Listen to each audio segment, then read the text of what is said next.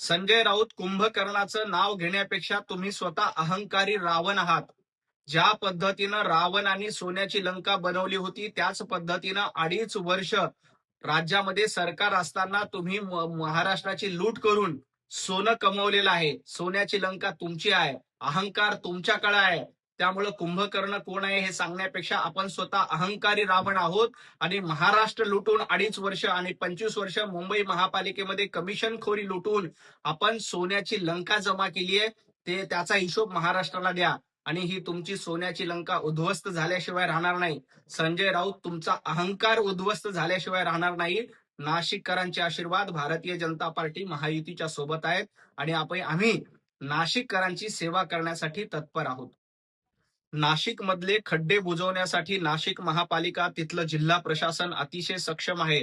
संजय राऊत तिथं जाऊन नौटंकी करण्यापेक्षा आपल्या पक्षामध्ये उभाटा गटामध्ये मोठमोठे खड्डे पडलेत, अख्खा पक्ष खड्ड्यामध्ये गेलाय, तो पक्ष वाचवण्याचा प्रयत्न केला.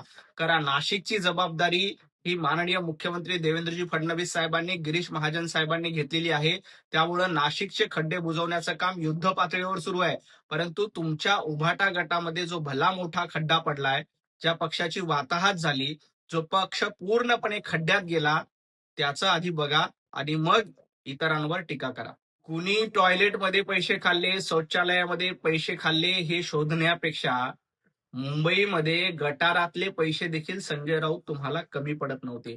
मिठी नदीचा गाळ काढताना तुम्ही पैसे खाल्ले, मुंबईचं गटार साफ करताना 25 वर्ष तुम्ही पैसे खाल्ले आणि आज नाशिकमध्ये जाऊन शौचालयाचा घोटाळा करताय. तुमच्याकडे एक पुरावा नाही, एक कागद नाहीये, परंतु मुंबई महापालिकेमध्ये गटारामध्ये कमिशनखोरी केल्याचे शेकडो पुरावे आहेत. तुमच्या लोकांना अटक देखील झाली आहे. त्यामुळं ज्यांनी गटारात पैसे खाल्ले, ज्यांनी मिठी नदीमध्ये घोटाळा केला, त्यांनी नाशिकमध्ये जाऊन बोंबाबोंब करण्यापेक्षा आत्मपरीक्षण करावं.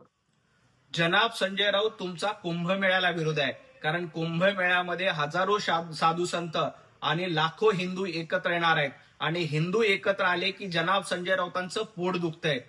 तुमचा इस्तेमाला विरोध झाला नाही, तुम्हाला अल्पसंख्याकांच्या दाढ्या कोरवायच्या त्याला विरोध नाही, परंतु हिंदू एकत्र येणार, लाखो हिंदू नाशिकमध्ये येणार, त्याला बदनाम करण्याचं षडयंत्र, त्याची सुपारी संजय राऊत तुम्ही घेतले. परंतु काळजी करू नका, इथला हिंदू हा एकत्र येणार आहे. कुंभमेळ्याच्या निमित्ताने लाखो हिंदू एकत्र येतील, त्यांचा कुंभमेळा अतिशय चांगला होईल. तुमची कितीही पोटदुखी झाली, कितीही तुम्ही जनाबगिरी आणि औरंगजेबाचा फॅन क्लब चालवण्याचा प्रयत्न केला, तरी तुमचं हे षडयंत्र यशस्वी होणार नाही.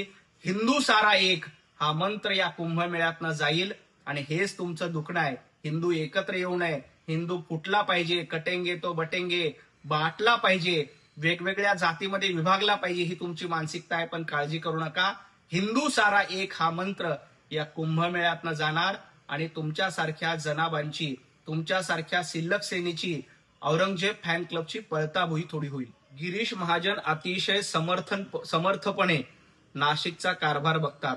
आता टेंडरचा जामनेर पॅटर्न शोधण्यापेक्षा टेंडरचा मातोश्री पॅटर्न सांगा. काय होता मातोश्री पॅटर्न?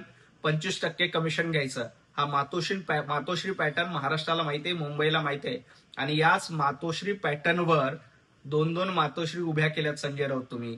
त्यामुळे तुम्ही जामनेर पॅटर्न शोधण्याआधी जो मातोश्री पॅटर्न तुम्ही ठरवलाय, 25% कमिशन घ्यायचं, दुसरी मातोश्री उभी करायची, गटारामध्ये पैसे खायचे, टॉयलेटमध्ये पैसे खायचे, खड्ड्यामध्ये पैसे घ्यायचे, हा धंदा तुमचा आहे, ही परंपरा तुमची आहे. कमिशन खोरी आणि खंडणी वसूल करणं ही परंपरा तुमची आहे.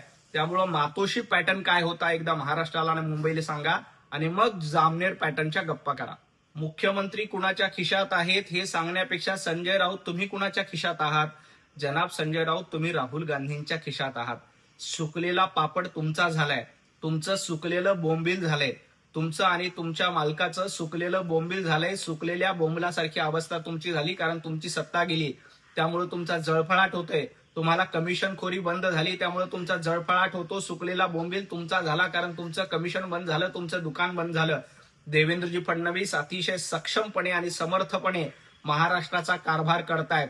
तुमचं सुकलेलं बोंबील जनतेनं केलंय, तुमचा सुकलेला पापड जनतेनं केलाय. तुमची कमिशनखोरी आणि दुकानदारी बंद झाल्यामुळे तुमचा हा जळफळाट आहे आणि तुम्ही नाशिकमध्ये जाऊन आंदोलन करण्याचा प्रयत्न करतायत, मोर्चा करण्याचा प्रयत्न करतायत. परंतु 2.5 वर्ष महाराष्ट्राला लुटली, 25 वर्ष मुंबईला लुटली, आधी त्याचा हिशोब द्या.